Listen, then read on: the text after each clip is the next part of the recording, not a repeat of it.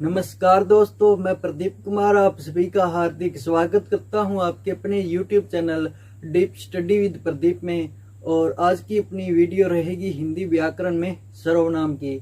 इससे पहले हमने संज्ञा का टॉपिक कंप्लीट कर लिया है।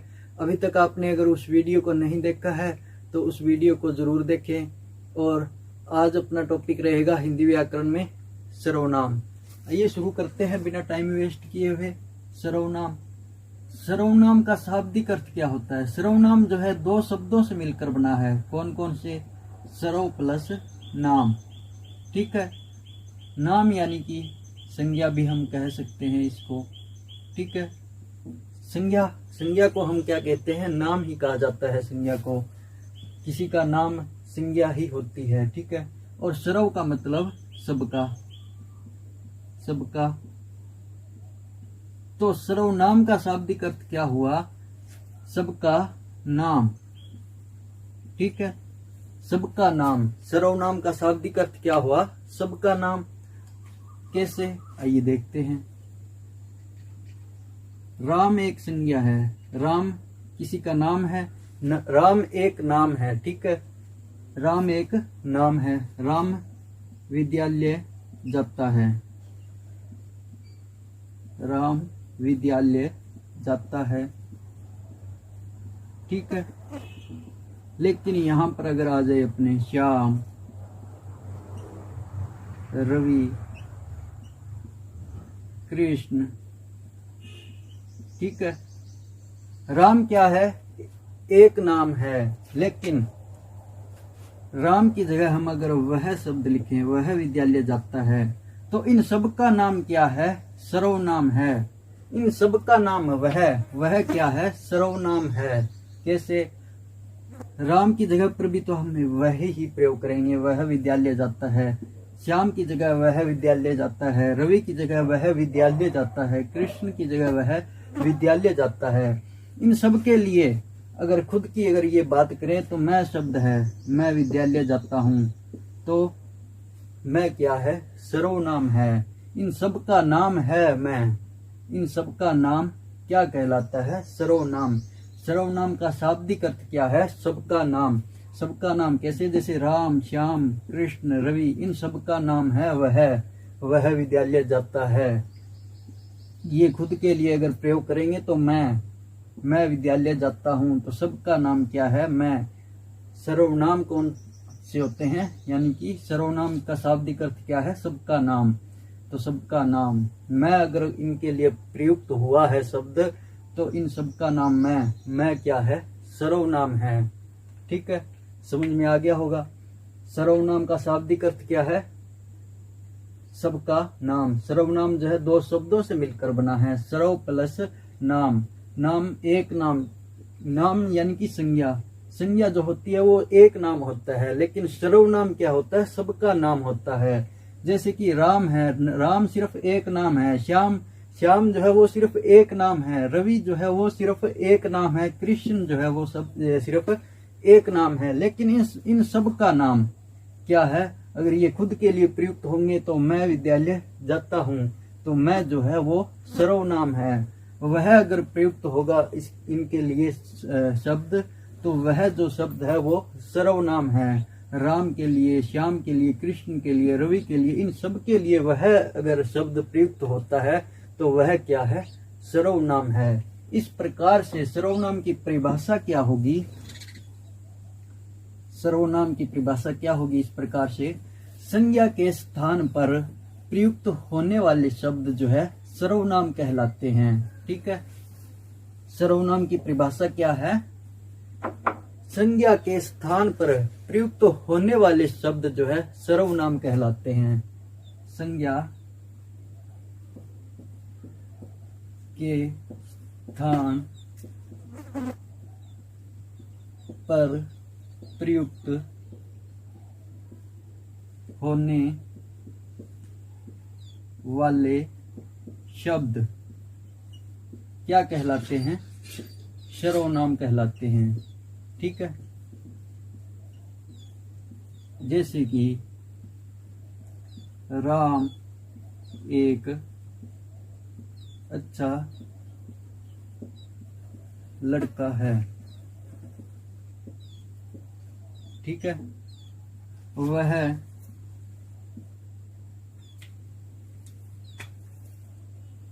रोजाना विद्यालय जाता है।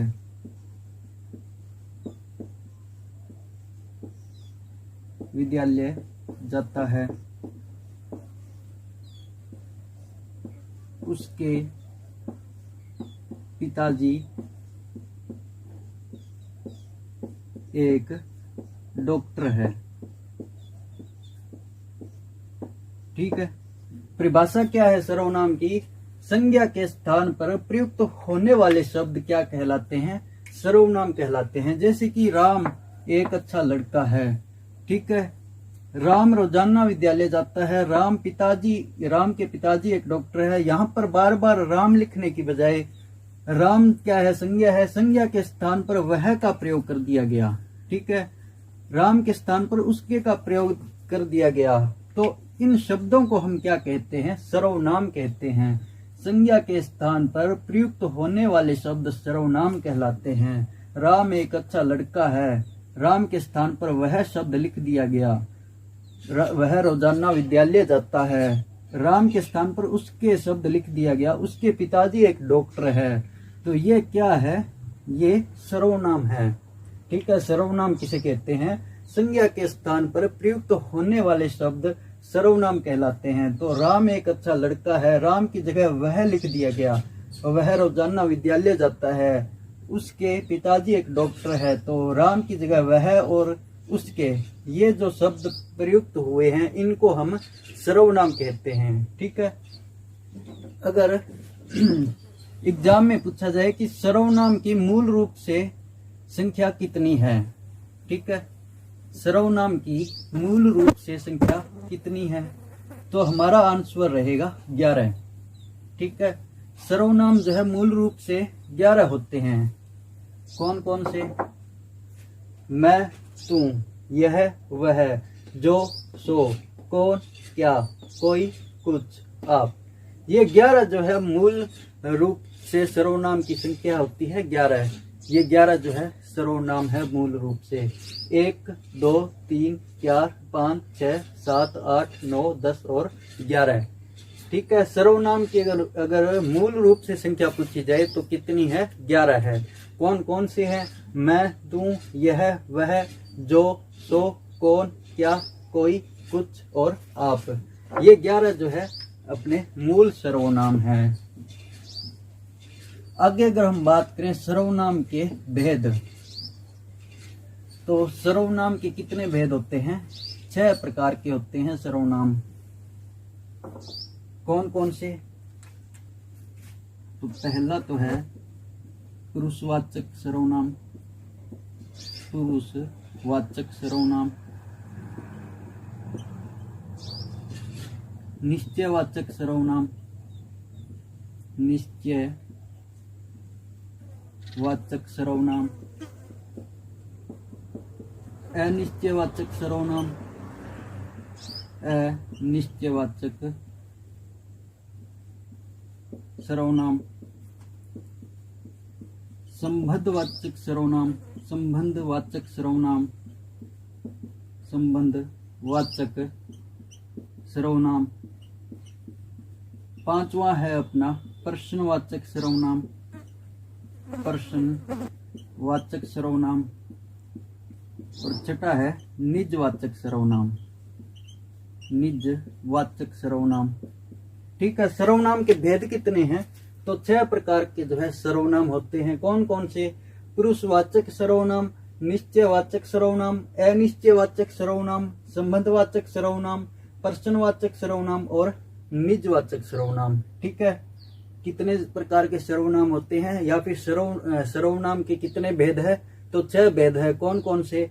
पुरुषवाचक सर्वनाम, निश्चयवाचक सर्वनाम, अनिश्चयवाचक सर्वनाम, संबंधवाचक सर्वनाम, प्रश्नवाचक सर्वनाम और निजवाचक सर्वनाम।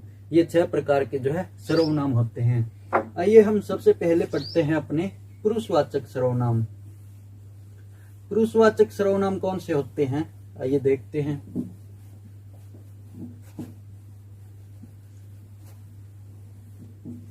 सबसे पहले हम करते हैं अपने पुरुषवाचक सर्वनाम। पुरुषवाचक सर्वनाम।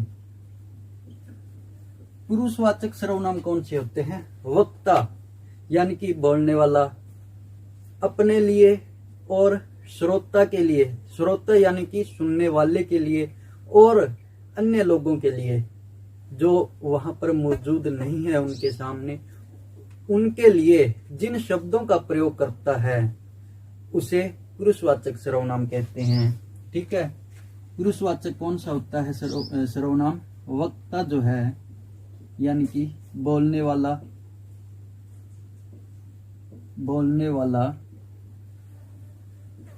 अपने लिए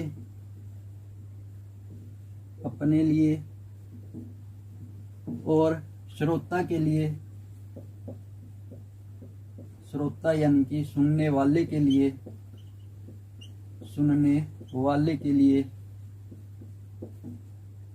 श्रोता के लिए और अन्य के लिए। अन्य यानी कि वहां पर जो मौजूद नहीं है उनके लिए, अन्य के लिए जिन शब्दों का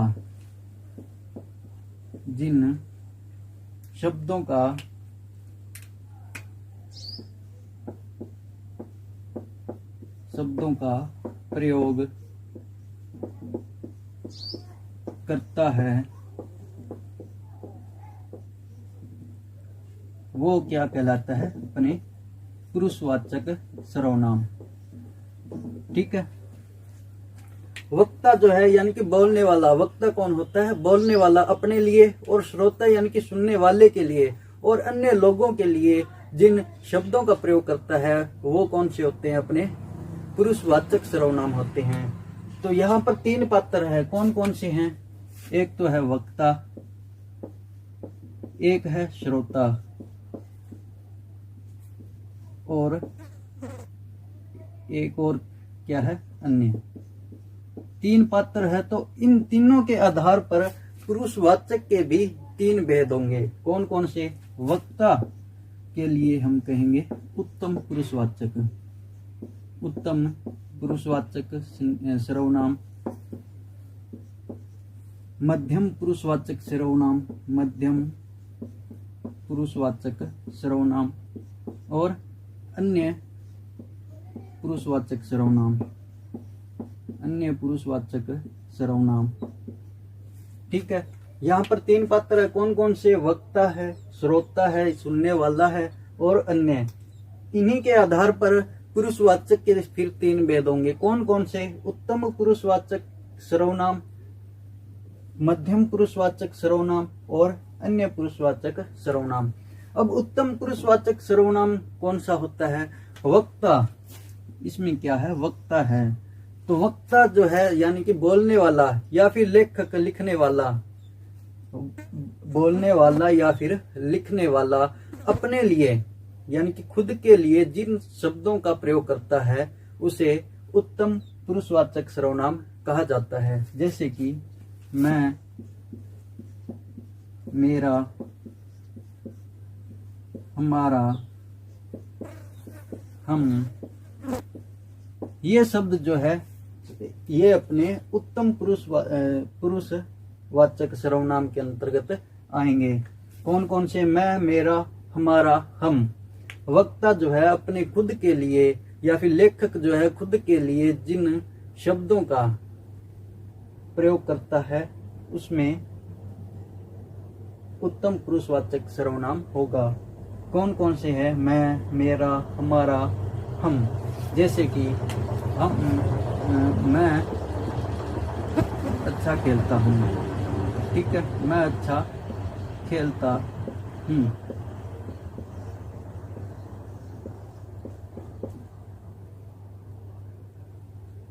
हमारा मत है कि सर्वनाम के 6 भेद हैं। ठीक है, यहाँ पर क्या शब्द है? मैं अच्छा खेलता हूँ। तो मैं में क्या है, उत्तम पुरुष सर्वनाम है, पुरुषवाचक सर्वनाम है। उत्तम पुरुषवाचक सर्वनाम किसमें है, मैं के अंदर। मैं अच्छा खेलता हूँ। मैं जो है अपने मूल सर्वनाम जो है मैं ही होता है उत्तम पुरुषवाचक के अंदर, लेकिन अपने कारकों के आधार पर और बहुवचन के आधार पर हम, मेरा, हमारा ये शब्द जो है बन जाते हैं। ठीक है, मैं अच्छा खेलता हूँ। हमारा मत है कि सर्वनाम के 6 भेद हैं, तो हमारा इसमें क्या है, उत्तम पुरुषवाचक सर्वनाम है। मैं अच्छा खेलता हूँ, हमारा मत है कि सर्वनाम के 6 भेद हैं। तो मैं जो है खुद के लिए, इसके अंदर स्वयं के लिए जिन शब्दों का प्रयोग करता हूँ उसमें उत्तम पुरुषवाचक सर्वनाम होगा। उत्तम पुरुषवाचक सर्वनाम कौन सा होता है, वक्ता या फिर लेखक जो स्वयं के लिए जिन शब्दों का प्रयोग करता है उसमें उत्तम पुरुषवाचक सर्वनाम होता है। इसमें मैं अच्छा खेलता हूँ, ये खुद के लिए, वक्ता ने खुद के लिए कहा है। और हमारा मत है कि सर्वनाम के 6 भेद हैं। ठीक है, तो इनमें जो है उत्तम पुरुषवाचक सर्वनाम होगा।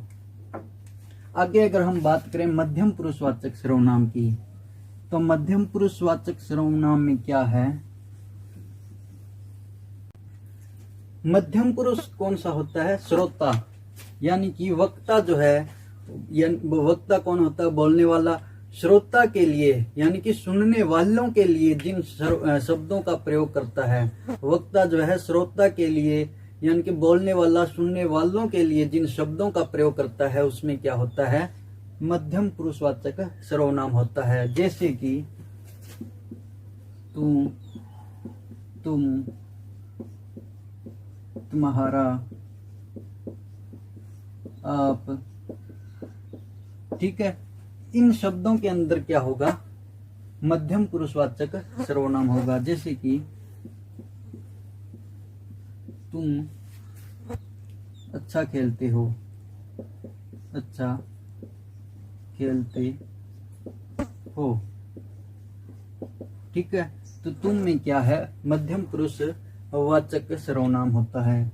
श्रोता के लिए, वक्ता जो है श्रोता के लिए यानी कि सुनने वालों के लिए जिन शब्दों का प्रयोग करता है उनमें क्या होता है, मध्यम पुरुषवाचक सर्वनाम होता है। और अन्य पुरुषवाचक सर्वनाम कौन से शब्द होते हैं, जिसमें वक्ता जो है वहां पर मौजूद नहीं है, बल्कि अन्य लोगों के लिए जिन शब्दों का प्रयोग किया जाता है, अन्य वक्ता द्वारा जो है अन्य लोगों के लिए जिन शब्दों का प्रयोग किया जाता है उसमें क्या होता है, अन्य पुरुषवाचक सर्वनाम होता है। जैसे कि वह, अन्य पुरुषवाचक सर्वनाम कौन से होते हैं, जैसे कि वह, उसका,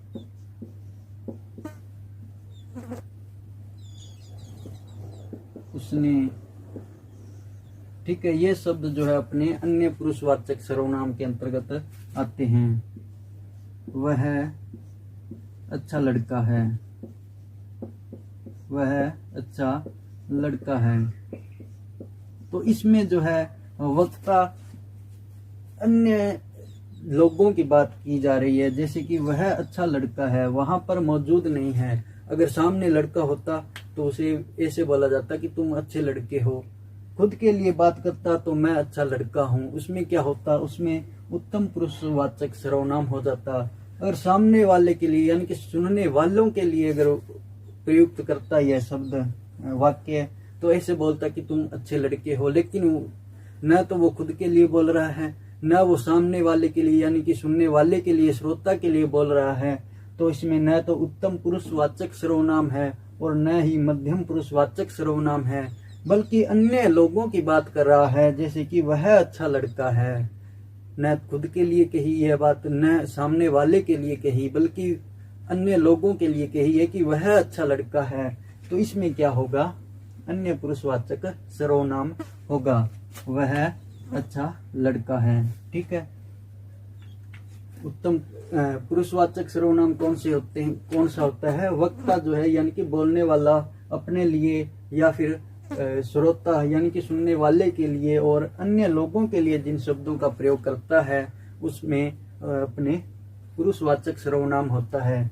और पुरुषवाचक सर्वनाम यहाँ पर 3 पात्र आए हैं, वक्ता, श्रोता और अन्य। तो इन्हीं के आधार पर इसको जो है 3 भागों में बांट दिया गया है, यानी कि इसके 3 भेद बना दिए गए हैं पुरुषवाचक सर्वनाम के। कौन कौन से? उत्तम पुरुषवाचक सर्वनाम, मध्यम पुरुषवाचक सर्वनाम और अन्य पुरुषवाचक सर्वनाम। उत्तम पुरुषवाचक सर्वनाम कौन सा होता है? वक्ता के आधार पर इस भेद को बनाया गया है। तो वक्ता यानी कि बोलने वाला या फिर लेखक अपने लिए जिन शब्दों का प्रयोग करता है उसमें उत्तम पुरुषवाचक सर्वनाम होता है। श्रोता के आधार पर मध्यम पुरुषवाचक सर्वनाम बनाया गया है, इसीलिए श्रोता के लिए वक्ता जो है यानी कि बोलने वाला, श्रोता यानी कि सुनने वाले के लिए जिन शब्दों का प्रयोग करता है उसमें मध्यम पुरुषवाचक सर्वनाम होता है। और अन्य के आधार पर अन्य पुरुषवाचक सर्वनाम बनाया गया है, तो इसमें क्या होगा? वक्ता न तो खुद के लिए और न ही सुनने वाले के लिए बल्कि अन्य लोगों के लिए जिन शब्दों का प्रयोग करता है उसमें अन्य पुरुषवाचक सर्वनाम होता है। जैसे कि वह अच्छा लड़का है, इसमें क्या है? अन्य पुरुषवाचक सर्वनाम होगा। आज के लिए इतना ही, मिलेंगे जल्दी ही अगली वीडियो में। तब तक के लिए goodbye and have a nice day. नीचे डिस्क्रिप्शन में टेलीग्राम चैनल का लिंक दिया हुआ है।